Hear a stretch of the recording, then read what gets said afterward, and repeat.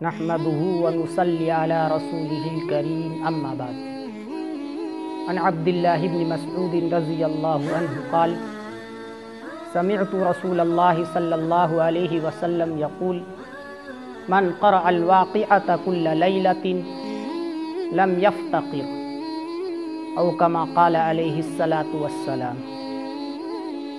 السلام علیکم ورحمۃ اللہ وبرکاتہ۔ ناظرین کرام، آج میں آپ حضرات کے سامنے سورہ واقعہ پڑھنے کی فضیلت و اہمیت بتاؤں گا۔ سورہ واقعہ پڑھنے کی فضیلت و اہمیت کیا ہے، اس کا تذکرہ کروں گا۔ بیہقی کی روایت ہے، عن عبد اللہ بن مسعود رضی اللہ عنہ قال سمعت رسول اللہ صلی اللہ علیہ وسلم یقول، حضرت عبداللہ بن مسعود رضی اللہ عنہ فرماتے ہیں کہ میں نے رسول اللہ صلی اللہ علیہ وسلم کو یہ ارشاد فرماتے ہوئے سنا، من قرأ الواقعۃ کل لیلۃ، جس شخص نے ہر رات سورہ واقعہ پڑھی، لم یفتقر، اس پر فقر نہیں آئے گا۔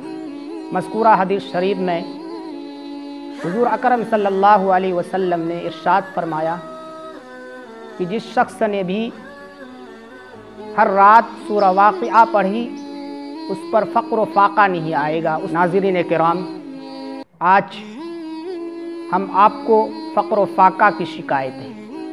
ہمیں شکایت ہے کہ ہم فقر و فاقہ میں مبتلا ہیں، تنگ دستی میں مبتلا ہیں، غریبی اور محتاجی میں مبتلا ہیں۔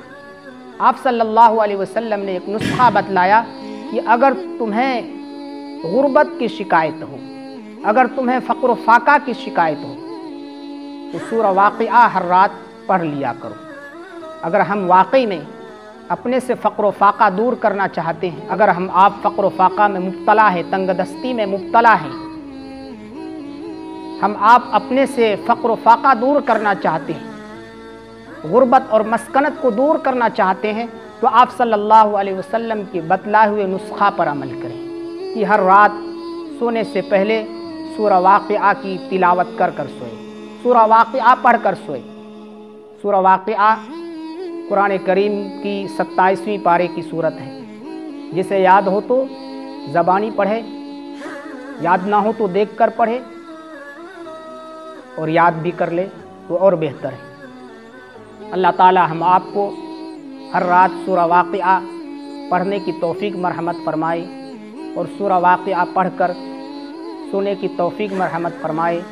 آپ صلی اللہ علیہ وسلم کے بتلائے ہوئے اس نسخہ پر عمل کی توفیق مرحمت فرمائے۔